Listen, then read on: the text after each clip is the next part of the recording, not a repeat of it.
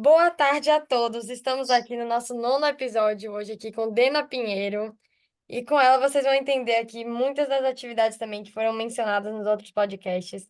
Uma jovem muito inspiradora que vai hoje aqui nos contar um pouco mais sobre sua história. Então, antes de deixar a jovem aqui se apresentar melhor e tudo, eu vou só iniciar com a primeira pergunta para já dar continuidade à sua apresentação. Então, começar perguntando aqui sobre o Líderes Baianos. Como que funciona o programa? Como que foi a sua experiência de fazer parte aí do Líderes Baianos? O que que é? Conta aí um pouquinho também sobre a sua participação, experiência e tudo. Bom, como a Gia apresentou, meu nome é Dena Pinheiro, eu tenho 17 anos e eu sou uma jovem ativista pela educação pública de qualidade e apaixonada por literatura, Nietzsche, o Albert Einstein e um milhão de coisas mais que tem no mundo. Eu comecei toda a minha trajetória nesse mundo da blockchain, das oportunidades internacionais, pelos líderes baianos. Eu cresci estudando em escola particular e em uma certa época da minha vida eu fui adicionada à escola pública e eu tive a oportunidade de ser apresentada ao programa Líderes Baianos que tinha acabado de ser fundado pelo governo do estado da Bahia no ano de 2021. Eu sempre tive características muito fortes de liderança, mas até por questões da adolescência, desenvolvimento, eu nunca soube utilizar isso da forma correta. Eu nunca, não escola pública, né, no meu primeiro ano do ensino médio, esse programa de líderes ele tinha acabado de ser criado. E um amigo meu de infância me apresentou, que era de outra escola pública. E aí eu entrei no projeto, eu lembro que a gente entrou direto na coordenação de políticas, na coordenação de comunicação dos líderes baianos, que é onde eu conheci amigos que eu tenho até hoje, inclusive um amigo em questão que vai aparecer na próxima pergunta que a gente vai fazer, que eu tenho certeza, que é o Pedro Sampaio, que é uma figura muito importante e uma pessoa que vai aparecer em várias partes dessa história da minha vida até agora. Os Líderes Baianos, ele é um projeto fundado pelo governo do estado da Bahia, dentro das escolas públicas da Bahia, para fazer com que os jovens tivessem espaço para falar e serem ativos nas políticas públicas. E para resgatar também aqueles jovens que tinham perdido o interesse na escola, que tinham perdido o interesse na educação. Então, esse projeto ele foi criado para dar incentivo para os estudantes, para falar para eles que, ó, tem gente para ouvir, as pessoas elas te ouvem, né? Porque quando a gente é jovem, a gente ouve muito que você é muito novo para isso, etc. E a sociedade em si acaba desencorajando muito a gente. E a ideia do Estado era olhar para eles e falar: ó, aqui você tem voz, nós estamos te dando essa voz. E eu, por, por uma coincidência maravilhosa do destino, fiz parte dessa primeira geração. Quando eu entrei, as pessoas já tinham entrado há uns meses, então eu fui a última a entrar, uma das últimas. E logo quando eu entrei, já me foi dada uma oportunidade, né, pelo Josivaldo dos Anjos, que também é uma personalidade que vai aparecer muito na trajetória da minha vida até agora, que ele ofereceu para a gente a oportunidade de fazer um evento, o primeiro evento presencial pós-pandemia da Secretaria de Educação, né, nós da Comissão de Comunicação. E nisso fomos eu, Pedro, Jai, que são os meus amigos desde essa época, a organizar um evento que se chamava Live do Dia do Estudante, que era o primeiro evento pós-pandemia, né? Que era uma live para comemorar o Dia do Estudante com algumas pessoas da SECOM, que era a Comissão de Comunicação dos Líderes. E fomos até o IAT, que é o Instituto Anísio Teixeira, que é um nome que, inclusive, prega peças em muitas pessoas quando eu e os nossos amigos da rede vamos falar um pouco sobre ele. E lá nós gravamos a live, a gente teve ali uns 12 mil, 13 mil pessoas assistindo, mostramos um pouco sobre o que é o ser estudante, mostramos a realidade da Bahia, trouxemos cultura, e foi a minha estreia no momento de liderança. Eu fui a pessoa que apresentei, eu fui a segunda apresentadora, junto com a Maria Heloísa, que já não faz parte mais desses projetos. E logo depois disso, muitas portas foram se abrindo para mim. Uma semana seguinte, essa figura, né, maravilhosa, Josivaldo, me enviou uma mensagem para me oferecer o programa de dignidade menstrual que estava em andamento na Bahia. Então, eu fui a pessoa que elaborei, organizei e levei a apresentação. Nós fizemos a apresentação do programa de dignidade menstrual, que é um programa que foi criado para distribuir absolventes gratuitos para alunas de escola pública do estado da Bahia, né, alunas matriculadas nas redes de educação das escolas estaduais. E a gente levou essa apresentação em setembro. Na época, várias pessoas importantes apareceram nessa apresentação, que também foi realizada no Instituto Anísio Teixeira, como superintendentes do governo estadual da época, que foi do governo Costa, como a antiga presidenta da UB, Zuni, e várias outras personalidades que estavam falando sobre educação e sobre o acesso à oportunidade. E naquele evento que eu organizei, eu coloquei em pé, e eu estava lá apresentando ele mais uma vez, um mês depois da live de estudante, eu estava olhando e falando, caramba, para onde é que você está indo, Dena? Porque foi uma coisa que aconteceu muito em cima. Eu entrei nos líderes e 3 semanas depois eu apresentei a live de estudante. E 2 meses depois eu já estava apresentando outro projeto na SEC, que era um projeto que havia sido falado por muito tempo durante a pandemia. E é uma situação de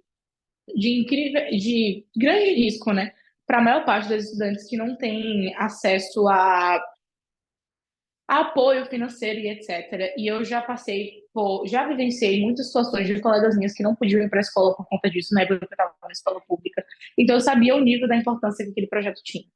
E eu lembro que logo depois disso as coisas só foram andando. E para encerrar um pouco mais sobre os líderes, porque se eu falar mais um pouco, eu vou entrar em outro projeto, que esse projeto ele tem que ser falado por si só, porque ele é o grande marco da minha vida, e ele é com certeza, ele foi com certeza o divisor de águas que eu tive. Mas para encerrar, eu diria que os líderes baianos, ele é um projeto extremamente importante. É um projeto que eu defendo com unhas e dentes, e é um projeto que mudou a vida de muitas pessoas. E é um lugar que, assim, eu posso ter saído de lá, mas eu nunca teria me tornado a Dena que eu sou se eu não tivesse passado por lá.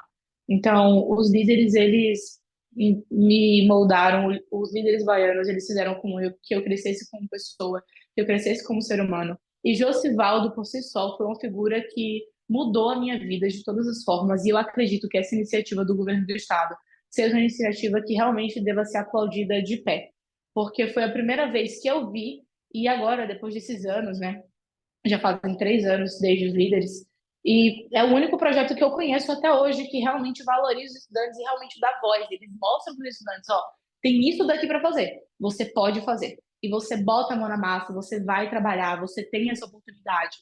Então, eu diria que os líderes foram a parte mais importante da minha história, que foi onde eu conheci quase todas as pessoas que eu convivo hoje, onde eu conheci grandes amigos que eu levo até hoje e onde eu me encontrei como pessoa.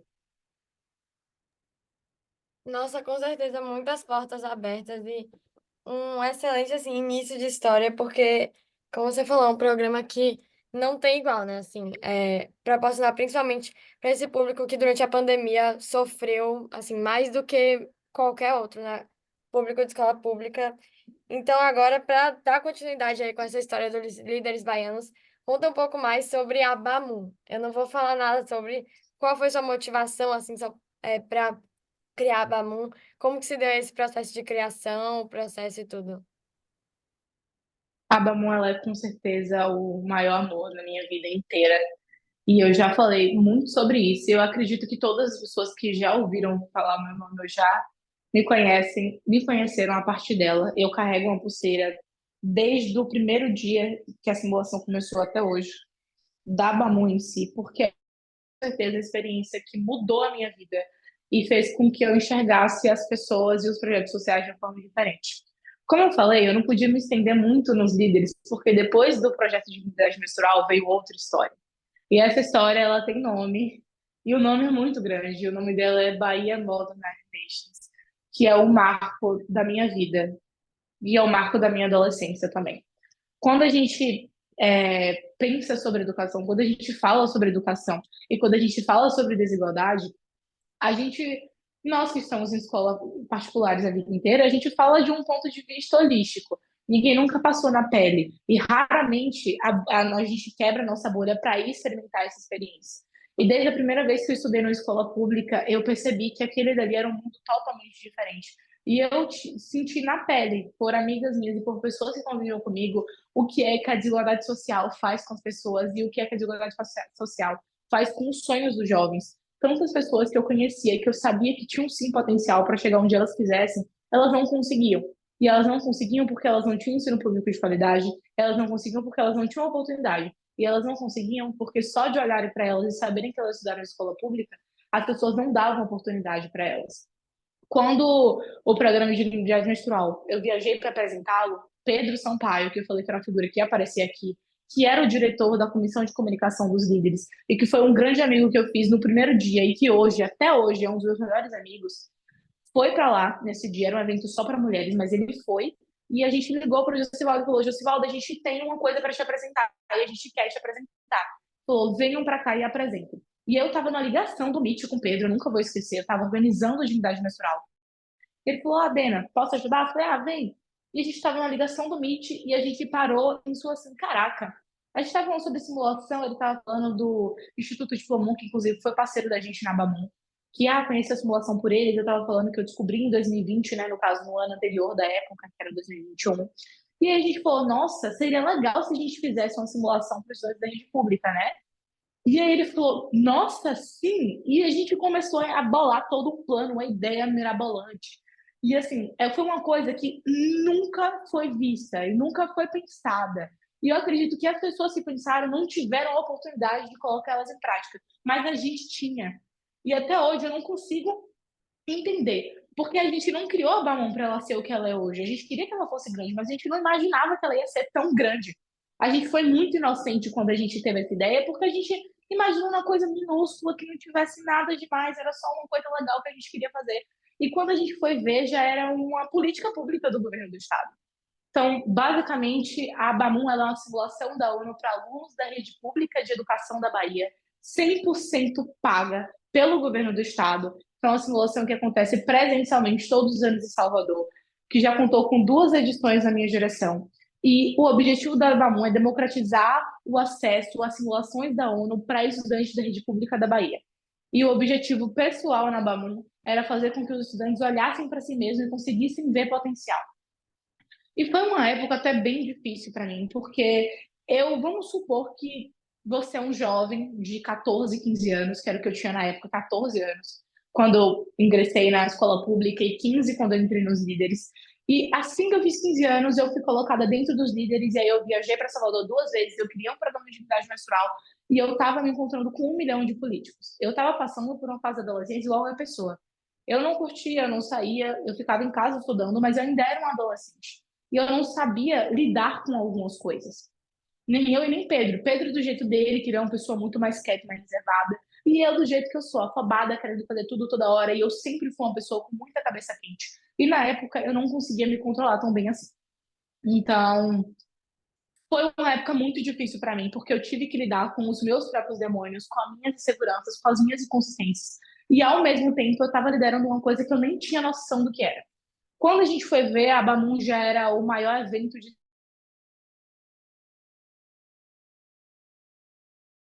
a Bamon oferece auxílio financeiro para todos os estudantes, então os estudantes de escola agrícola, que é a escola EFA que a gente tem aqui na Bahia, né? Nós temos cotas dentro da Bamon, então a gente tem a escola EFA, a gente tem quilombolas, indígenas, PCDs, que são pessoas com deficiência, todas as pessoas iam para essa simulação. Você podia ser do interior, de uma cidade do interior, de um povoado ou da capital, que o Estado estava ali pagando a estrutura do evento, a estrutura da simulação, a hospedagem, alimentação e transporte. E quando eu falo sobre isso, né, já parece um pouco normal. As pessoas já estão acostumadas porque elas já ouviram falar da Bamon por muito, muito tempo. Mas eu quero que vocês pensem como estudantes de 2020 e 2021. Isso é impossível. Se eu falasse isso com qualquer pessoa, eu seria louca, eu seria maluca, eu estaria inventando, eu estaria delirando. Porque é uma coisa que você não consegue imaginar. E eu não conseguia entender o que eu estava fazendo. E eu lembro que, assim, eu cheguei na Bamon, quando eu coloquei os pés para fazer meu discurso inicial, eu estava tremendo, eu não sabia o que falar, eu não sabia o que fazer, porque eu não tinha nem noção do que estava acontecendo, eu só olhei para a primeira fileira e estava deputado, federal, estadual, vereador, o governador, vice-governador, todo mundo na minha frente, na primeira fileira, vendo eu discursar. Não era eu que estava vendo eles pela televisão. Eu, Dena, com 15 anos de idade, estava em cima de um palco com o Pedro Sampaio, meu amigo, que tinha 15, 16 na época, discursando para políticos na primeira fileira. Então, em 6 meses, eu fui de um estudante normal, que não saía de casa, num período pós-pandemia depressiva, para um estudante que estava em cima de um palco, falando para autoridades, e o mais importante, falando para jovens de escola pública. E, assim, foi uma experiência que, na época, eu me senti muito tive o azar de fazer uma extração dentária 2 dias antes da simulação começar. E eu era organizadora, então eu tava naquela euforia e tudo. E eu lembro que quando a Bamun acabou, eu fiquei um pouco em choque. E aí eu demorei uns meses. E isso é muito importante falar. Acho que ninguém imagina que isso deve ter acontecido, mas eu não sabia o que a Bamun era ainda. Eu não tinha noção. Eu realmente não tinha noção do que a gente tinha feito. E eu, principalmente, eu não tinha noção da responsabilidade que eu tinha. Então eu saí de lá agindo como se eu fosse a mesma Dena que eu era antes. E foi aí que vieram erros e erros e erros nas minhas costas, que fizeram com que eu quase me afundasse. E aí eu consegui olhar para o lado e eu falei, cara, você saiu de uma. Que isso não é segredo mais, qualquer pessoa que consiga. Que colocar meu nome no Google ou procurar mais vai saber sobre isso. Mas eu tive uma época depressiva, eu lutei contra a depressão, a ansiedade e o suicídio. Então, na época que isso tudo aconteceu, eu olhei para trás e eu falei, há menos de 2 anos atrás, você estava lutando para ficar viva. E agora você só tem que lutar para ser uma pessoa melhor. E eu não era uma pessoa ruim, eu só era jovem demais. Eu só era jovem demais, lidando com uma simulação que tinha 150 estudantes mais responsáveis, mais pontos focais, mais a equipe da SEC, mais os organizadores e os membros da equipe. E eu não sabia lidar da forma correta. Só que eu não conseguia enxergar nisso. Eu só conseguia enxergar que eu estava totalmente errado, que tinha alguma coisa errada ali. E isso quase me destruiu por um tempo. Mas aí eu olhei de novo para uma coisa que, inclusive, fez com que eu vencesse, né, a depressão, que eu olhei e eu falei, eu tô aqui, eu tô viva, e eu já fiz tudo isso, então é de levantar a cabeça e olhar para frente e ver o que você pode melhorar. E aí começou a temporada de 2022. E eu lembro que, assim, quando deu janeiro de 2022, eu tinha muito medo. Eu falei, caramba, 2021 foi o melhor ano da minha vida. Será que eu não vou fazer nada esse ano? Será que eu vou ser aquelas pessoas que subiu rápido demais e caiu? Porque eu não sabia o que fazer. E aí eu fui para um evento de líderes aqui, um evento de líderes ali, e comecei a organizar a segunda Bamon. E foi ali que eu tinha noção do que eu tinha feito. A Dena do passado, a Dena da época da primeira Bamon, ela não tinha nenhuma noção do que estava acontecendo. Foi quando eu comecei a ver as pessoas falando que se inspiravam em mim. E aí eu olhava para o lado e eu, oi, você está falando comigo mesmo?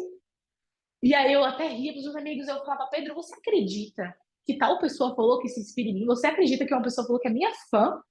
E eu lembro que, assim, eu ria e ao mesmo tempo eu ficava desesperada, porque eu tinha medo de pisar em um ovo e estragar a ideia que aquela pessoa tinha de mim. E quando a segunda Bamu começou a ser organizada, eu comecei a entender o nível da minha responsabilidade. E, ao mesmo tempo, entender que eu estava em uma época que eu tinha enterrado. Eu perdi a minha adolescência, né?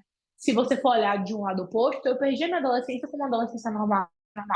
Eu fui uma adolescente entupida de estudos, entupida de trabalho social. Então, eu não consegui ter as crises de adolescente. E eu acredito que quase nenhum de nós, né?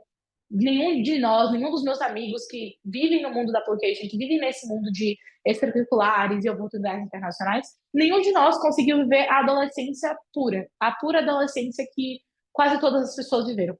E eu não acho que isso é ruim, mas eu acho que tem um lado ruim, sim. E esse lado ruim, ele acabou me consumindo por um tempo. Mas, assim, a Bamun, ela é, com certeza, o maior feito da minha vida inteira.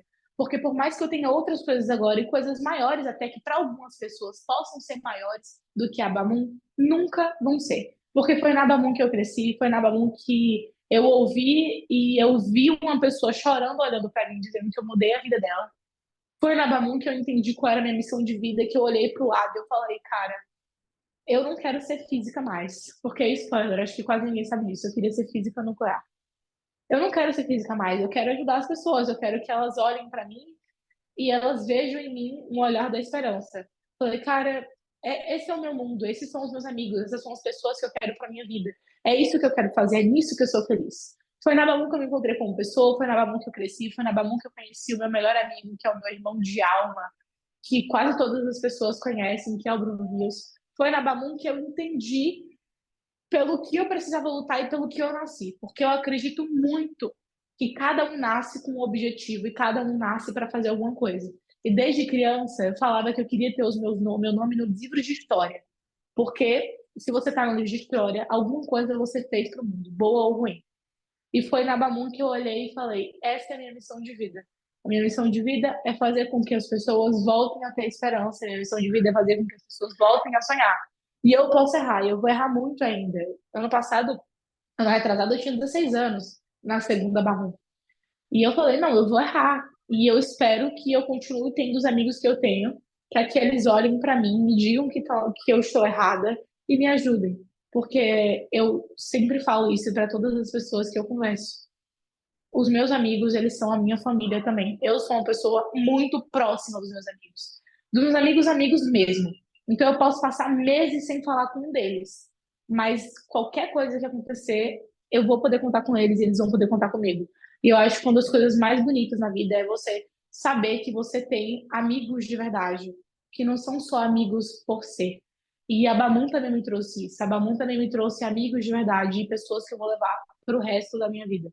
Então, a ABAMU ela é uma política pública do governo do estado hoje em dia, já impactou mais de 500 jovens, quase dezenas desses jovens criaram outras simulações da Bahia, que criaram outras oportunidades, que estão espalhados. Várias pessoas decidiram fazer relações internacionais e outros cursos por conta da ABAMU, porque eles falaram, nossa, não sabia que tinha como ser isso, agora eu sei que tem. Aí eles olharam e falaram: Nossa, você conseguiu fazer? Eu vou conseguir também. E é com esses olhos que eu quero que as pessoas me vejam. É com esses olhos que eu e o Pedro queremos que as pessoas vejam a Bamu. A gente não quer que ser vangloriado, a gente não quer ser colocado num pedestal, porque nós somos seres humanos. E pelo Pedro ter saído na segunda Bamu, que foi a Bamu que realmente explodiu, que foi onde as pessoas conheceram a gente, me conheceram, ele não pegou tanta essa fama, entre aspas, que a Bamu teve. Mas eu, em todo lugar que eu vou, eu sempre cito ele, porque o Pedro é, com certeza, a pessoa mais importante nesse meio de projetos sociais e dessa meta de vida que eu tenho, porque ele começou comigo e ele sabe exatamente o que eu sinto para tudo. Então, ele é uma pessoa que eu acredito que as pessoas deveriam conhecer melhor. Então, eu não sou a única pessoa que criou a Bamun, a vocês que estão ouvindo a gravação. O Pedro também criou, e o Pedro é um dos seres humanos com o coração mais bonito que tem. Ele é totalmente ao contrário de mim, mas a gente se encontrou de alguma forma. Então, se for para encerrar e falar sobre a Bamun agora, em poucas palavras, eu diria que ela mudou vidas de muitas pessoas, mas ela também mudou a minha, e ela também me mudou, e ela fez com que eu enxergasse a vida de outra forma. E eu acho que o mais bonito nisso tudo foi que, ao invés de eu tentar mudar o mundo pela Bamun, e enfim, no final de tudo, a Bamun me ajudou a ser quem eu sou hoje. Não fui eu que fiz algo dela, ela se fez sozinha. E eu acho que a beleza disso tudo é quando eu olho para as pessoas da primeira e da segunda edição e eu vejo nelas o impacto positivo de algo que eu tenho um dedinho ali. Então é isso, a Bamun ela é o amor da minha vida e ela vai ser para sempre a coisa que mais marcou a minha história.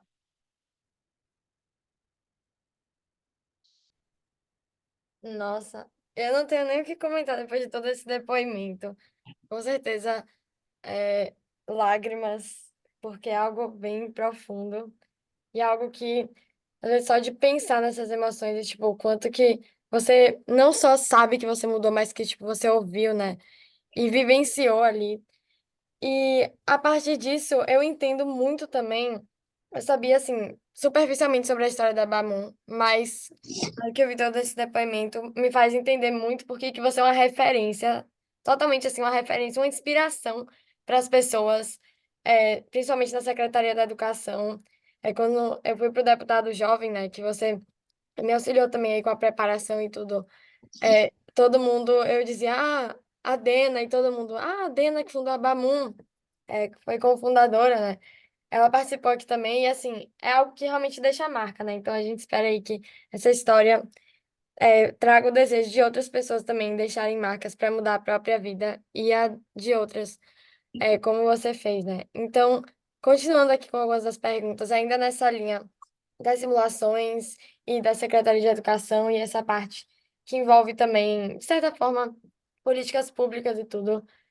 Você fez parte da primeira delegação de escolas públicas, no mínimo estaduais, não tenho certeza se foram, entre as federais, mas esse grande feito aí de ir para Harvard Moon e também o deputado jovem. Então, você quer nos contar um pouquinho também sobre essas experiências que foram seguindo aí na sua trajetória? Então, o deputado jovem baiano, na época, era um projeto piloto.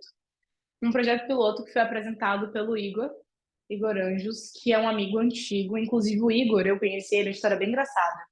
Josivaldo convidou ele para a cerimônia de abertura da Bamun.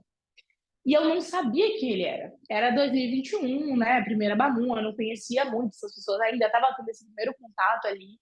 E eu lembro que eu tirei uma foto com o Igor e Josivaldo, depois eu tirei uma foto com o Igor e Pedro. E eu esqueci, segui ele no Instagram, esqueci quem ele era, assim. E o Josivaldo convidou ele, eu falei, ele deve ser um jovem engajado. E aí, quando iniciou 2022, eu tava com alguns amigos, assim, a gente tinha saído, tava conversando ali, todo mundo. E aí um amigo meu falou, nossa, Igor falou que ia te chamar. Eu falei, pra onde?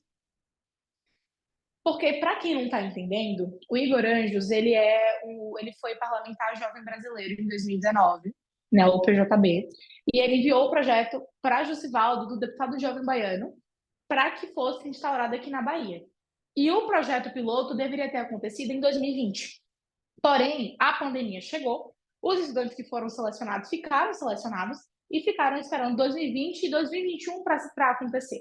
Então, quando aconteceu em 2022, tinham estudantes que já estavam no segundo ano da faculdade, estudantes que já estavam no primeiro ano da faculdade, porque eles aplicaram nesse ano aí de 2020 e 2019. E o Igor estava sobrando duas vagas, e aí ele quis escolher duas pessoas que ele imaginou que tivesse o perfil, e eu não fazia ideia do que era aquilo. Aí ele chamou o Douglas Mota, que é um amigo meu também, muito importante, e me chamou. Só que ele me chamou uma semana antes. E eu já estava em Salvador, porque eu fui para um evento de líderes, e aí eu fiquei em Salvador por uns dias para ver os meus amigos. Quando ele me convidou, eu estava em Salvador, e ele falou: é semana que vem. Eu falei: como? Ele, mas você tem que escrever um projeto de lei, você tem um dia para fazer. E aí eu tive que escrever um projeto de lei em um dia para enviar para ele, para conseguir ter algo para debater. Então eu não passei pelo processo seletivo do deputado João Baiano, fui convidada junto com o Douglas. E aí, porque estavam com essas duas vagas, né? E aí eu lembro que eu não tive que fazer, eu falei, gente, vou usar o bom e velho Bamun, né? Um praxe, e vou fazer um projeto de lei. Fiz um projeto de lei sobre a Bamun, expliquei tudo bonitinho ali, para se tornar uma política pública, tudo bem, do governo do Estado. Deu a semana do deputado Jovem Baiano, o Dena não sabia como nada funcionava. E eu lembro que eu cheguei, eu botei uma roupa assim, formal, fui sem maquiagem, sem nada, tipo assim, minha cara limpa só com o cabelo solto. Quando eu cheguei lá, a gente estava no meio da Alba, com 1 milhão de deputados.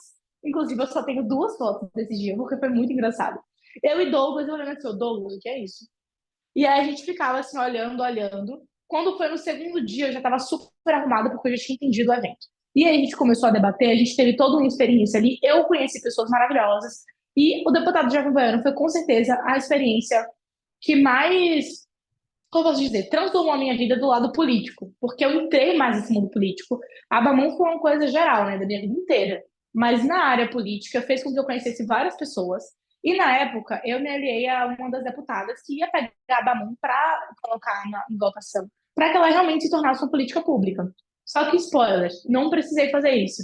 Meses depois, o governo do estado instaurou a Bamun como uma política pública do governo estadual.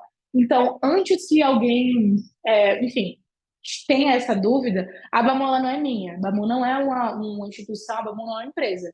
A Bamun é um projeto social que foi fundada por mim e pelo Pedro para transformar a vida dos estudantes. Eu dei esse pontapé inicial, fiquei 2 anos na direção, mas tem muito, e Josivaldo me ensinou muito disso, de passar o bastão para que outras pessoas tenham a oportunidade de estar onde você esteve. E é isso que eu e Pedro fizemos com a Bamun. Pedro fez primeiro, eu fiz depois, porque eu realmente sou muito mais apegada emocionalmente à Bamun. Então eu demorei um pouco para largar a mão dela, para soltar ela. E depois disso, do deputado jovem, já estava ali inteirado com política. Chegou o final do mês, a gente foi para a Meet Moon, que foi uma simulação organizada no território do Vale do Jiquiriçá, em Amargosa, no território de Amargosa, que o estado ele é definido por NTEs, né, que são núcleos territoriais. É assim que a Secretaria de Educação divide os líderes baianos, por 27 núcleos. E aí a gente foi para essa simulação. Eu conheci algumas pessoas lá, inclusive eu conheci uma menina, né, que na época, né, eu não falei com ela, só ouvi falar dela, que é a Ana Carolina, que hoje em dia é um dos meus amigos mais próximos também. E faz parte de uma coisa que eu sei que vai aparecer nas próximas perguntas. E a gente foi lá debatendo e etc. Julho, eu sempre ouvi falar da Gamu, mas eu nunca tive esse sonho de ir para Gamu. Eu queria ir, não deu certo de ir em 2022 e eu deixei ele quieto. Quando deu setembro, eu recebi uma mensagem. Era Guga, que é Gustavo, que é um dos meus melhores amigos, que tinha participado da Bamun de 2022, então eu conhecia ele. Ana Liza, que participou da Bamun de 2021 e de 2022. Ted, que participou da Bamun de 2021 e foi mesa da Bamun 2022. E Isaac. A gente estava conversando, a gente chamou até outra pessoa e a gente montou essa delegação. Eles me chamaram para montar essa delegação de alunos da escola pública para Harvard e Yale. Então, a gente montou a primeira delegação do Brasil de alunos de escola pública da rede estadual a ir para Agamon e para Yale. Algumas pessoas desistiram no caminho. A nossa delegação final foi eu, Ana Caroline, Gustavo e Ted. E Raíssa também. A gente fez toda essa preparação durante esses meses. Foi um marco bem importante para a gente, mas eu diria também que foi um teste de fogo para muita coisa que aconteceu. Na época, a gente ainda estava naquela fase fervorosa da adolescência, aconteceram várias coisas ao mesmo tempo. Inclusive, eu e Ana Caroline somos pessoas que dividimos traumas iguais dessa época, porque foi muito problema. Porém, a gente sabia que ia ser ali um desafio, né? Éramos 5, 6 pessoas, a gente não tinha advisor, e eu lembro que eu comentei assim, nossa, eu conheço uma pessoa que é muito meu amigo, eu tenho certeza que ele vai aceitar, que é o Luiz Arthur, que também é uma pessoa que vai aparecer bastante na minha história a partir dessa viagem. O Luiz Arthur também é um dos meus amigos próximos, e é uma pessoa que eu conheço desde 2021, e sim, é o Luiz Arthur que está em Harvard agora. E eu tenho o maior orgulho disso, porque eu acho que ele merece muito. O Luiz, ele foi secretariado da Bamun em 2021, e desde essa época eu me aproximei dele, virei amiga dele. E quando foi em 2022, eu chamei ele para ir como advisor dessa delegação e ele aceitou. Então ele começou a acompanhar a gente nesse processo em busca de patrocínio do governo do estado, e a gente teve várias problemáticas até chegar em janeiro. E eu lembro que a nossa experiência, quando eu pisei a primeira vez em Boston, eu não conseguia chorar, eu não chorei, não derramei uma lágrima durante todos os dias. Mas eu estava com uma pressão muito grande, porque a gente passou por muitos problemas para conseguir chegar até lá. A gente passou por bastante coisa para conseguir chegar até lá. Então, o meu medo era, nossa, não era nem eu não consegui. O meu medo quando eu cheguei lá era, nossa, se eu não ganhar uma menção, as pessoas elas vão ficar chateadas comigo. Elas vão olhar e falar, nossa, a Dena da Babum que faz isso e aquilo, como é que ela não ganhou nada? Mas ninguém estava me colocando essa pressão, absolutamente ninguém estava colocando essa pressão em mim. Mas eu estava colocando, porque eu não queria decepcionar as pessoas. E isso acabou me matando aos poucos. E eu lembro que quando bateu o martelo final para encerrar a Gamum, eu comecei a chorar. Mas não foi pouco, eu tive uma crise muito forte de choro. Eu comecei a passar mal de choro. E aí o Luiz Arthur pediu pra gente tirar uma foto que ele tinha que mandar pro governo. E o Luiz falou, gente, eu vou levar a Dena ali pro quarto, todo mundo foi comer, pro Shake Shack, Ana, Isaac, Guga, Ted, todo mundo foi rindo, comer, né, comemorar o final da simulação. E o Luiz me acompanhou até o quarto do hotel que a gente estava. E eu chorei por horas. Não foi uma hora, 30 minutos, foram por horas, desesperada, porque eu não conseguia chorar, eu não conseguia acreditar naquilo que eu tava vivendo, sabe? Logo quando eu cheguei, que eu mandei umas fotos para minha família da neve, ou os meus primos pequenos mandaram um áudio pelo meu primo mais velho, que era bem assim: Dena, meu pai falou que você vai trazer neve para mim. E aquilo dali me destruiu. E eu sei que para muitas pessoas isso pode ser uma coisa muito normal. E eu tenho certeza disso, porque eu convivo com pessoas de diversas áreas, de diversas bolhas. Mas para mim não era. Para minha família não era, sabe? Para quem eu representava não era. Não era qualquer coisa você conseguir ir para o outro lado do continente, para um país que a língua principal não é a sua, para uma língua que você não fez curso de inglês, porque eu aprendi inglês sozinha. Não era qualquer coisa eu ter viajado só, porque todo mundo foi antes de mim. Eu fui sozinha, eu peguei o voo internacional sozinha, todo mundo já estava em Boston, então não tinha absolutamente ninguém. Sabe o que é ninguém? Eu fui a última pessoa a chegar em Boston. Então, eu peguei o voo sozinha, eu quase fui deportada na alfândega do Canadá, parei na sala da deportação por 2 horas, quase perdi meu voo para Boston, do Canadá. Quando eu cheguei lá, eu tive que me virar para chegar no hotel sozinha. E na hora que eu vi o pessoal assim na entrada, eu vi Guga, eu fui correndo para ele. E para mim não era qualquer coisa. E eu não tava chorando só porque eu não tinha ganhado a menção, eu tava chorando por tudo. Porque o meu avô tava adorando falar para as pessoas que a neta dele estava em Harvard. O meu irmão com orgulho e os olhos brilhando, dizendo que a irmã dele era a pessoa mais inteligente que ele conhecia. Os meus primos viam neve na televisão e do nada me viram em cima da neve, pisando na neve. Sabe, a minha mãe, a minha tia, elas viram o sonho delas através do meu. E as pessoas que me acompanhavam da Balloon que me viam nelas, que olhavam para mim e viam uma inspiração, uma pessoa que saiu do mesmo lugar que ela saiu e conseguiu construir tanta coisa, também estavam olhando para mim com esses olhos, com os olhos da esperança, de tipo, se ela conseguir, eu vou também. Então foi tudo isso, foi o que eu tinha feito. E eu só lembro de uma coisa que o Luiz falou, porque na hora que eu cheguei chorando, eu não estava pensando nisso, eu estava pensando que eu era uma vergonha para todo mundo. E o Luiz olhou para mim e falou assim: Dena, você não vai conseguir enxergar isso agora porque você está muito estressada e você está muito desesperada. Mas eu só queria que você entendesse uma coisa. Você acha mesmo que o seu avô, a sua avó e a sua mãe, que não fazem ideia do que é a simulação da ONU, vão se importar porque você não ganhou a missão? Dena, você já é vitoriosa só por você estar aqui. E você não consegue enxergar isso ainda. Só por você ter chegado até aqui, por você ter pisado até aqui, por você trazer o seu nome, trazer o que você acredita, e as pessoas que acreditam em você, você já ganhou, e você já ganhou muito mais do que você poderia ter ganhado. E talvez, se você não tivesse passado por tudo que você passou, você não teria aprendido nada. E eu lembro que eu caí em choro absurdo na hora que o Luiz falou isso, porque eu sabia que era verdade. E assim, eu chorei muito, e quando eu voltei de viagem, eu fiz várias reflexões. E assim, o Luiz estava certo. E geralmente o Luiz está sempre certo. Para tentar tirar essa vibe de choro agora. O Luiz sempre tá certo, é porque eu sou muito cabeça dura e eu quero fazer as coisas. Mas eu lembro que eu liguei para ele um tempo depois, eu falei: Luiz, você tem razão. Quando eu cheguei em casa, a minha avó, a minha mãe, todo mundo estava me olhando querendo ver o meu certificado de Harvard. O meu irmão super feliz, porque a professora dele estava falando de uma menina na escola que foi para os Estados Unidos. E aí, do nada, gritaram: é irmã do Miguel. E o Miguel começou a sorrir de felicidade, porque ele disse que nenhuma das irmãs dos outros colegas dele tinham feito isso, sabe? Meu avô tem 80 e poucos anos, ele trabalhou a vida inteira. E para ele era quase impossível. E desde criança eu falava que eu queria ir para fora, desde criança eu queria fazer 1 milhão de coisas. E eu estava olhando para as pessoas que me viram crescer a vida inteira, para as pessoas que deram a alma para mim ter a melhor educação possível, e vendo elas com o olho brilhando olhando para mim. E aquilo ali foi com certeza a melhor coisa que eu poderia ter ganhado. E o Luiz estava realmente certo. Nenhuma menção. Se tivesse sido diferente, se eu tivesse ganhado a menção, se eu não tivesse tido o trabalho que eu tive para viajar, eu nunca teria dado tanta importância para essa viagem quanto eu dou. Porque ia ser uma coisa normal. E não era para ser uma coisa normal. Eu precisava sofrer, eu precisava passar por tudo que eu passei para entender que aquilo que eu estava vivendo era uma coisa que é o sonho de muitas pessoas e que muitas pessoas morrem sem conseguir cogitar, falar a palavra, sem conseguir falar: "Ah, eu vou conseguir ir". Muitas pessoas vivem a vida inteira se arrependendo por coisas que elas não conseguiram fazer.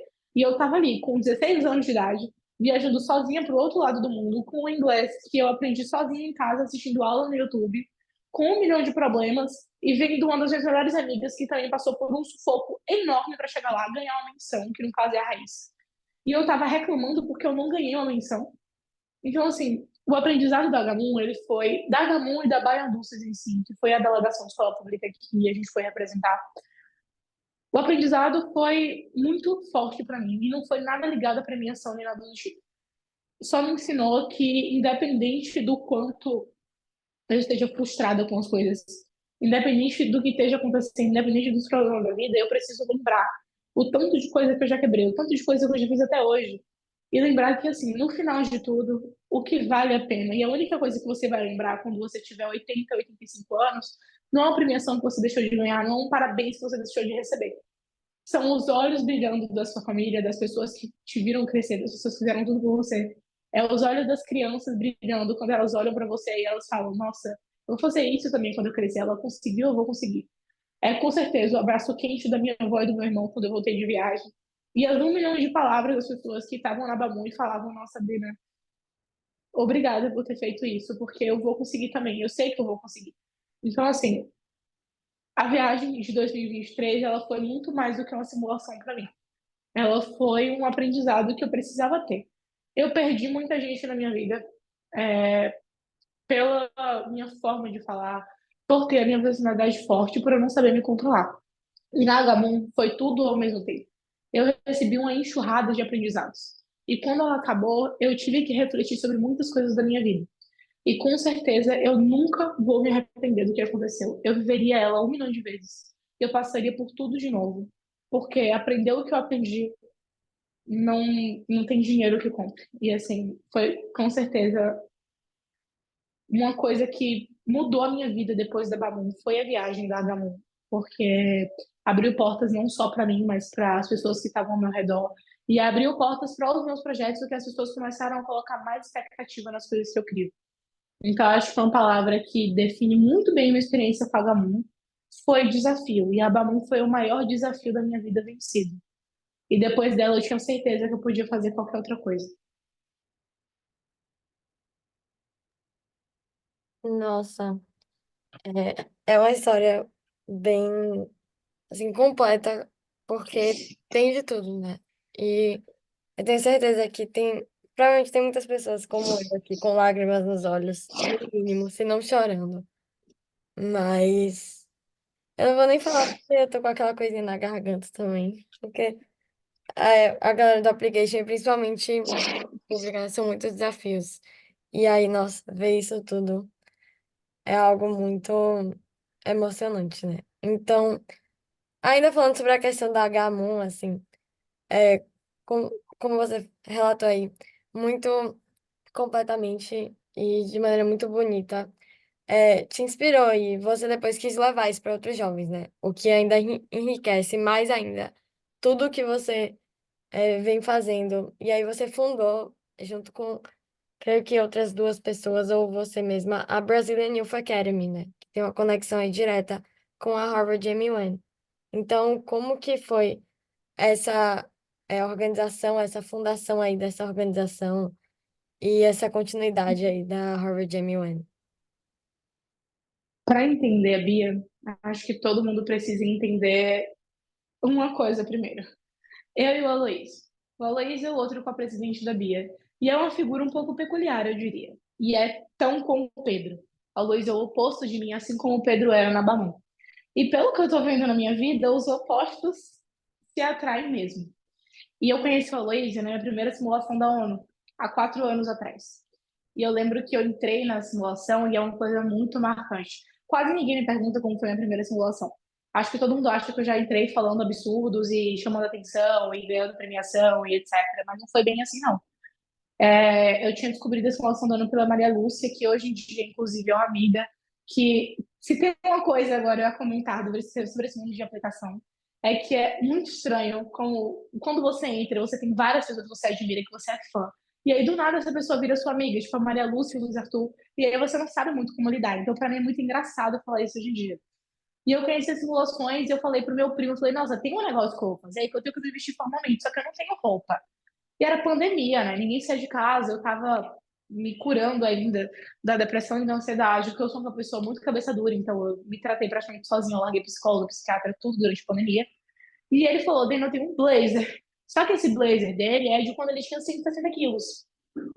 E aí ele colocou em mim. E a ombreira do blazer era maior do que o meu ombro.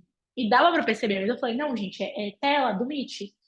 E aí eu peguei o computador, fui para a sala da minha tia, que é a casa mais lotada da minha família, que inclusive é o lugar que eu tô agora nas férias. No meio de todo mundo andando, copiando, eu encostei o meu celular ali no canto, com o celular da minha tia do lado, que o celular tava com problema. Iniciei a gravação, tava toda maquiada, toda arrumada, porque na minha cabeça tinha que ser assim. Dei um jeito no blazer, comecei a simular, mas eu não conseguia falar nada. Eu não falei nada, eu só torcia pro tempo acabar, porque eu não conseguia falar absolutamente nada. E aí teve um menino que começou a fazer umas gracinhas e eu falei, caramba, ele é muito bom, né? E aí eu falei, nossa, eu quero ser amiga dele. Mas eu tenho que fazer alguma coisa diferente, porque todo mundo tava dando em cima dele, porque ele era bonito e tinha todo aquele aesthetic padrãozinho, loiro e nanana. Eu falei, eu preciso fazer alguma coisa diferente. E aí eu mandei um Curious Cat, que a gente chama de Spotters, para ele. E aí no meio dos intervalos eu falei, nossa, fulano, você sabia que mandaram um Curious Cat pra você? Ele, nossa, o que é isso? Eu nem sei o que é. Eu falei, manda um ponto no grupo da simulação que eu te mando um print no privado. E aí ele mandou um ponto, eu mandei o print pra ele, a gente começou a rir. Ele, nossa, mas quem será que mandou isso dando em cima de mim? Tinha sido eu. E não era porque eu tava dando em cima dele, é porque eu queria conversar com ele de uma forma diferente. E a gente virou amigo. E aí veio os líderes baianos, ele me viu entrar nos líderes, a Luísa, ele é a primeira pessoa que me conheceu. Eu falei que teve Pedro, teve outras pessoas, mas a primeira pessoa que me conheceu, Dena, antes de tudo, foi ele. Ele me conheceu no meu primeiro dia da minha application, primeiro dia da minha vida, né? Bora contar a vida da application, que ele me conheceu no primeiro dia. E aí depois ele me viu entrar nos líderes, ele me viu ir para live de estudante, ele me viu entrar no ginásio menstrual, ele me viu criando a Bamu, ele me viu em tudo, ele me viu do zero. E quando a gente virou amiga, etc., no final do ano, ele entrou no programa do Bazin Harvard do Instituto de Fomont. E eu lembro que o pessoal falava, descobriram que ele era meu amigo e falaram, nossa, você sabia que a Dena era amiga do Aloysio? Aí eu, como? Eu falei, pois é, a Dena e a amiga do Aloysio, eles são tão diferentes. Porque o Aloysio, ele é realmente muito diferente de mim. Ele teve experiências de vida muito diferentes, ele teve uma realidade diferente. Só que a gente se aproximou e a gente grudou. E aí, logo depois eu contei pra ele que eu tinha criado esse Curious Cat pra virar amiga dele e tal. E ele riu muito, riu muito. E aí foi passando 2022. Quando deu no final de 2022, eu cheguei pra ele e falei, Luiz, eu tô saindo de todos os projetos que eu tô. Isso foi em novembro, né? A gente já tava na organização da Gamon. Porque eu tô em várias coisas, só que eu preciso deixar a Bamu de lado. A Bamu eu tenho que passar o bastão. Outras pessoas têm que ter oportunidade. Só que eu não consigo ficar sem ter projeto nenhum. Eu sou uma pessoa que eu preciso estar ativa. E eu queria fazer alguma coisa, eu queria mudar a vida das pessoas, porque eu não consigo mais viver sem ter alguma coisa de algum projeto social, sem estar em alguma ONG, algo do tipo, porque faz parte da minha personalidade. Sou eu, essa sou eu. E eu percebi que eu tinha passado o ano inteiro fazendo várias coisas picotadas e eu não tinha algo meu para me montar, para eu ajudar as pessoas e fazer o que eu queria. Eu cheguei para ele e falei: Ó, tô pensando em fazer uma fundação, quer ser meu braço direito? Ele falou: Dena, eu não vou ser seu braço direito, eu só aceito se for para ser eu e você juntos nessa. A gente deixou isso quieto, passou a Gamum, o pai do Aloysio infelizmente faleceu. E teve uma coincidência ruim, mas enfim, que a gente não sabe muito entender. Para quem não sabe, tem três coisas muito importantes sobre mim. Eu adoro projetos sociais. Eu nasci no dia 2 de fevereiro. E essa é a informação mais importante que todo mundo tem que ter sobre mim. Eu nasci no dia 2 de fevereiro. Eu sou filha de Iemanjá. E eu nasci meio-dia, exatamente no momento do cortejo de vermelho. E Iemanjá é uma, a festa de Iemanjá é uma cultura tradicional da Bahia e é uma coisa que faz muito parte de mim. Eu sou apaixonada pelo mar, eu sou muito próxima do mar, eu sou muito próxima disso. Por mais que eu não siga a religião, eu sou muito próxima da cultura. E o pai do Aloysio faleceu no dia do meu aniversário, no ano passado, que é o dia mais importante do ano, é o dia que eu fico super feliz quando chega, é o meu dia. Essa é a informação mais importante. Eu amo o dia do meu aniversário. E o pai dele faleceu, ele não mandou para mim mensagem o dia inteiro, eu fiquei sem entender. E aí, antes da meia-noite, um amigo meu me ligou para dar parabéns e ainda falou: Dena, você viu que o pai do Aloysio morreu? Aí eu abri meu Instagram e tinha o texto do aniversário do pai do Aloysio. A gente foi conversando, um tempo depois, o Aloysio já tinha superado um pouco o que tinha acontecido. E a gente estava rindo sobre a vida e ele falou: Dena, tem essa coincidência. Não, ela foi ruim, mas eu acredito que ela venha a ser alguma coisa. E logo depois a gente começou a trabalhar na BIA, e a BIA ela é uma fundação sem fins lucrativos que visa democratizar o acesso à oportunidade internacional para jovens de baixa renda do Brasil inteiro. Então, ela é o meu sonho de vida. É aquele negócio que, tipo assim, eu criei a Bamu, mas eu não conseguia fazer tudo na Bamu, porque tinha o Estado e tinha outras parcerias. Eu fiz parte de outros projetos que eu queria colocar uma coisa no ar, eu queria tirar outras, eu não podia, porque eu era só mais um membro. E aí eu peguei tudo de bom que eu vi em todos os lugares e eu uni em uma coisa só, que é a Bia. Então a Bia, ela tem tudo que eu vi em todos os lugares que funcionavam e não tem nada que eu vi que não funcionava. Então a Bia, ela era o meu sonho de projeto final, era aquele negócio que eu montei do meu jeito, do jeito que eu imaginei que daria certo. E eu comecei a trabalhar com o Aloysio, ele é uma pessoa que não trabalha muito nessa gestão de projetos, porque ele não entende muito bem, então ele ficava mais na parte do jurídico, no financeiro, e aí a gente chama de Bia porque é abreviação, certo? Seria BYA. Mas a gente até brinca, eu e Bia Santana, que é uma das minhas melhores amigas, a gente brinca que é uma homenagem a ela. Então, a Bia, ela nasceu com o intuito de olhar para esses estudantes e falar, ó, assim como eu precisei que Josivaldo, que Pedro, que os alunos, que os estudantes da BAMU olhassem para mim e falassem isso, o que a gente tenta fazer com a Bia é olhar para os estudantes com os olhos da esperança. É olhar para eles e passar a esperança que eles perderam por conta de problemas na vida, por conta de circunstâncias que a vida traz para as pessoas, e olhar e falar, ó, eu acredito em você. Porque eu sei o impacto que isso tem. Mas não eu acredito em você, Razamo, eu acredito em você, eu sei que você vai conseguir. Sabe? Eu tô aqui. Você precisa trilhar o caminho sozinho, mas eu tô aqui se você precisar. Eu acredito em você e eu vou te ajudar. E é isso que a Bia tenta fazer. A gente tenta passar para as pessoas um sonho perdido. A gente tenta mostrar para elas que, independente de onde você veio, independente de onde você nasceu, se você é rico, pobre, independente do que você seja, você tem o direito à educação de qualidade, você tem o direito a ter as mesmas oportunidades que outras pessoas têm. Você tem o direito. Você só precisa ir atrás dele. Então, assim, a Bia, ela é com certeza a coisa que eu mais amo atualmente que eu faço. Eu sou literalmente uma Girls from Bia. Todo mundo brinca sobre isso, né? Minha garrafa é da Bia, meu chaveiro é da Bia, minha capa é da Bia, meu caderno é da Bia. Tudo meu é da Bia, tudo meu tem Bia, Bia, Bia, Bia, Bia. Porque eu sou apaixonada pela minha marca. E se eu, que sou a pessoa que fundei, criei, trabalho todos os dias, não sou apaixonada pelo meu projeto, como é que as pessoas vão se identificar e ser apaixonadas pelo meu projeto?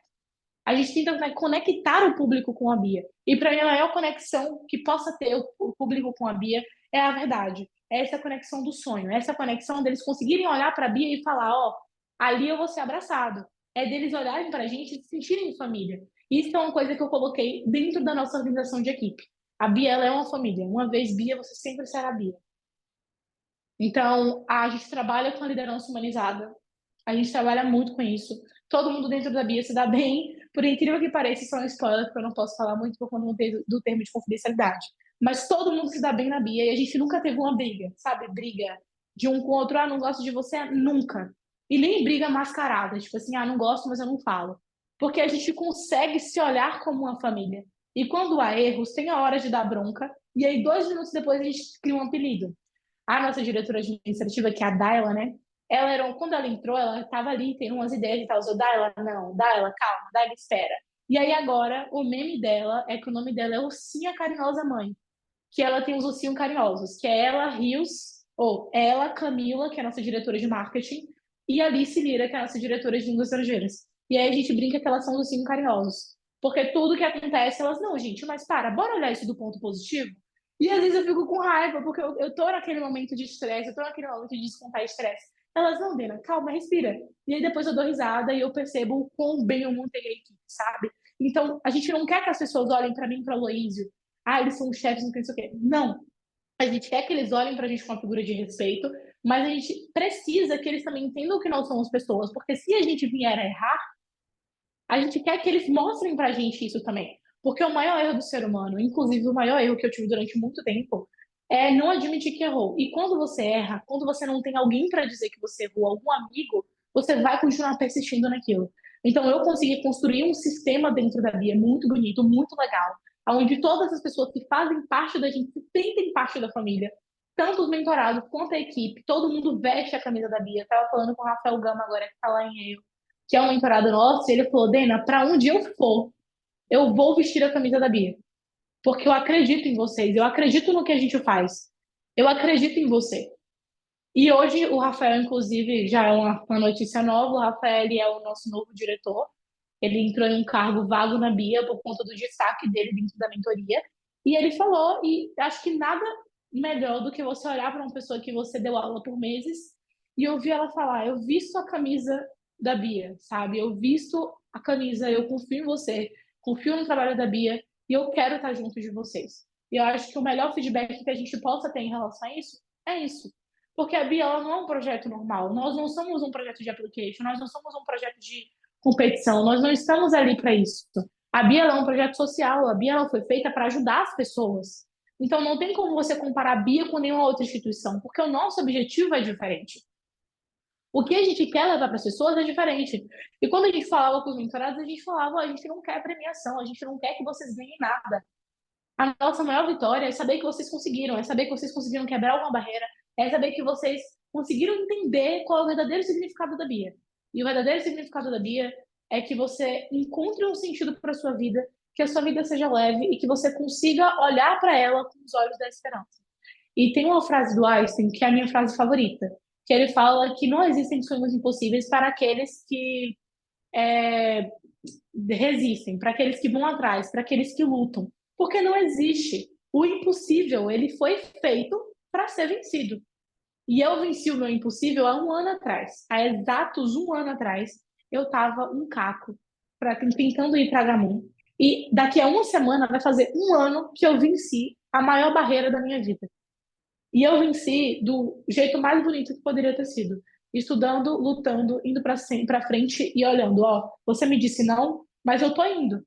Porque você vai receber 1 milhão de nãos na vida. E é isso que eu falo para os meus parados. Assim. Você vai receber não. Vai aparecer gente que não quer te ajudar, vai aparecer gente que não gosta de você. Vai aparecer gente que não vai confiar em você, vai olhar no seu olho, vai te desestruturar, vai falar, ó, não confio, desiste. Para que você está fazendo isso? Por quê? Isso não vai dar certo. Mas você não pode ouvir, porque a única pessoa que vai chegar lá no pódio, quando você conquistar o seu sonho, é você mesmo. Você morre, você nasceu sozinho. Então, se você não acredita em você, você não vai chegar em nenhum lugar. E eu ouvi 1 milhão de nãos. Eu ouvi a minha família tentando, Dena, já tentou de tudo, a gente não tá falando por mal, desiste e tal. Eu falei, não, eu vou. Eu não fiz isso até agora para desistir. E é por isso que eu falo para todo mundo que tá ao meu redor e para qualquer pessoa que queira me ouvir. Nada é impossível. Só é impossível na sua cabeça. Você vai insistir, você vai quebrar. O impossível ele foi feito para ser quebrado. E enquanto você lutar, enquanto você se esforçar, enquanto você for determinado, isso vai acontecer. Porque o segredo da vida é a determinação. O segredo da vida é você olhar para ela do jeito certo. E a Bia tenta passar isso para as pessoas. E o maior orgulho que eu tenho é falar que eu sou a Bia. E é já um ponto engraçado, né, para sair um pouco dessa fase de choro e emoção. Muita gente fala Bia Dena porque as pessoas acham que eu sou a Bia. Então, tipo, tem uma pessoa que o nome dela, o meu nome no WhatsApp dela é Bia. Porque na cabeça dela, eu e a Bia éramos a mesma pessoa. Então, eu acho muito interessante isso. Eu ainda sou uma pessoa que está em constante evolução. A Bia ainda vai melhorar bastante. A gente tem erros, a Luísa tem erros, todo mundo tem erros. Mas eu acho que o principal é você perceber e tentar mudar. E voltando para encerrar essa questão da Bia, eu e o Aloysio somos amigos há 4 anos. Ele é a pessoa mais diferente de mim junto com o Pedro. E ele tem essa característica igual com o Pedro. Tanto ele quanto o Pedro são o meu oposto. É tudo que eu não sou, eles são. E tanto ele quanto o Pedro criaram uma coisa comigo que mudou a minha vida e compartilham de metade do meu coração cada um. E os opostos, eles se atraem sim, tá, gente? É só vocês aprenderem a atrair os opostos certos. Então, eu acho que para encerrar a fala sobre a Bia, é que a Bia ela é oportunidade. Não falta talento, não falta talento em nenhum lugar. O que falta é a oportunidade. O que falta para essas pessoas é alguém que acredite nelas. E se você está na posição de mudar a vida de alguém e de acreditar em alguém, acredite. Porque você não vai se arrepender. E se você é a pessoa que está na posição que precisa que alguém acredite em você, lute, vá atrás. O sonho ele foi feito para acontecer. Ele não foi feito para ficar só nos sonhos. Então, é isso. Eu acho que o não falta talento, falta oportunidade. É a minha frase, é a frase da Bia e é a frase de todas as pessoas que lutam e sonham. E eu acho que eu me tornei uma pessoa que eu queria ser, ainda estou em constante evolução. Mas o que eu queria fazer eu já fiz. E eu espero que cada vez mais eu consiga fazer com que os alunos de escola pública olhem para si mesmos e consigam ver a esperança dentro deles. Nossa, essa frase que você fala sempre, não falta talento, falta oportunidade, é uma frase que eu vinculo muito, assim, a toda a sua história, porque, de certo, principalmente vendo, assim, a quantidade de talentos e de pessoas motivadas fazendo esses episódios aqui do podcast e tudo, isso é realmente a mais pura verdade, assim. É muito inspirador ouvir alguém que tá, assim, a todo corpo e coração e alma nessa luta. Então, eu acredito que isso é muito inspirador para todo mundo que já te conheceu, que te conhece e que vai te conhecer ainda, né? Então, só pra gente explorar só mais uma área aqui da sua trajetória, porque, assim, o episódio tá sendo muito fantástico mesmo, com certeza, é muito rico aí para todos que estão ouvindo. E para mim aqui também, eu tô ouvindo, né? Então, a questão dos summer camps, que com certeza é uma oportunidade, um tipo de oportunidade que ainda não tende a ser democratizada, né? E por isso ainda é muito distante para muitas pessoas, porém que acrescentam muito nas trajetórias e tudo, né? Você fez parte do Harvard Undergraduate International Relations Program e também foi aprovado em vários outros summer programs, né? Como foi o processo de aplicação? Qual que era o seu objetivo ao fazer summer programs? E como que você foi conhecendo assim essas oportunidades? Então, eu sempre quis ser tudo na vida, né? Eu já quis ser física nuclear, já quis ser diplomata, quero ainda. Já quis ser astronauta, artista, cantora, atora, diretora, tudo eu já quis ser. Tudo, tudo. Eu venho de um lugar, meu pai me ensinou que eu podia ser tudo que eu quisesse. E ele é com certeza a minha maior inspiração de vida, sim, junto com Einstein e algumas de Nietzsche. E quando eu comecei esse mundo de application, eu sempre quis conhecer várias universidades, só que eu não tinha como me formar em todas elas, né? Fazer 4 anos de faculdade. E aí eu pensei, nossa, vou atrás disso. E a Maria Lúcia foi a pessoa que me apresentou as simulações da ONU. A primeira vez que eu ouvi o nome simulação da ONU foi por conta da Maria Lúcia. E a primeira vez que eu ouvi o nome Summer Camps foi por conta dela. E aí, quando ela falou, eu lembro que até iniciei o aplicativo de Barnard College, porque Barnard é uma faculdade que sempre me encheu os olhos pro fato de estar em Nova York, que é uma cidade que eu sou apaixonada. Eu só não amo Nova York mais do que eu amo Salvador, porque quem me conhece sabe, né, aquela velha frase, Salvador é a minha casa, Salvador é a minha cara, e eu sou a cara de Salvador. Mas eu amo Nova York e eu sempre gostei da faculdade. Eu iniciei o aplicativo, não sabia muito para onde ia desistir. Quando foi 2022, eu falei, não, vou aplicar, bora para cima, vamos fazer um monte de coisa. Fui para o EAGS, fiz a mentoria do EAGS Fellowship Brasil, que é muito bom para quem quer aplicar, né? Você aplica para a mentoria deles, eles te ajudam a fazer toda a aplicação, que é o Summer Camp de Yale. Fiz a aplicação para o Barnard Pré-College, que era um instituto de liderança para moças, que inclusive Barnard College, para quem não sabe, é uma faculdade só para mulheres. É, participei da inscrição, fui aprovada também no West Summer, no Summer Camp de Brown, no Summer Camp da U Chicago. Teve o de Harvard também, que foi o Summer Camp de Harvard. Fiz todas essas aplicações e o do New York Times também. Porém, o que aconteceu? Tiveram várias problemáticas que foram ocorrendo no passado, até por conta do lançamento da Bia, que se deu bem na época do início do Summer Camps, que foi em 16 de junho do ano passado. Eu não pude ir para eles. Mas eu fiz todo o processo, eu fiz todo o trâmite, passei por todo esse sentimento de aplicar, passei por todo esse sentimento de ser aprovada, de imaginar lá. E eu sempre quis ir, porque eu coloquei na minha cabeça o seguinte: se eu não posso passar 4 anos em cada uma dessas faculdades, pelo menos 2 semanas eu posso. E eu sou uma pessoa que eu cronometro a semana. Então, por exemplo, eu quero fazer 1 milhão de coisas, vai dar tempo. Eu não sou aquela pessoa que tira da lista. Tipo, tira uma coisinha da lista ali para dar tempo. Não, eu vou fazer tudo. Eu vou me matar, eu vou dar um jeito, mas eu vou fazer tudo. E eu fiz, né? Infelizmente, eu não consegui ir para muitos deles, por questões financeiras também, né? Porque Barnard, por exemplo, o custo era 60 mil, o curso na época, e eu não consegui nenhuma financial aid, nada do tipo. Porém, eu estou aplicando novamente esse ano, eu acredito que ano que vem, apliquei ano passado, acredito que esse ano eu venha a aparecer em alguns em específico. E eu sei que você não perguntou muito sobre essa área do Summer Camp, mas eu gostaria sobre essa outra área, mas eu gostaria de falar também que, assim, oportunidades de trabalho voluntário também existem. E é uma coisa que eu estou investindo nesse ano. Eu vou para o Peru, eu vou passar 3 semanas no Peru dando aula para uma comunidade de crianças carentes perto de Machu Picchu. E depois eu vou fazer um voluntariado no Alto Comissariado da ONU de Refugiados em Manaus. Eu vou passar um mês lá. Então, eu tirei esse ano para fazer trabalhos voluntários. Me afastei um pouco mais do mundo do debate coletivo, me afastei um pouco mais do mundo de simulações da ONU e resolvi investir no que eu mais acredito, no que eu realmente entendo, que são os projetos sociais. Então, eu estou bem engajada nisso. Caso alguém se interesse também, ao invés de, por exemplo, no Summer Camp eu não consegui uma bolsa, etc., muito caro, etc., tem lugares que dá para você investir aqui no Brasil também. Tem lugares do lado do Brasil que estão precisando de ajuda e que você pode ajudar, caso você tenha a cara dos programas voluntários. E se alguém precisar de ajuda, pode me chamar no Instagram.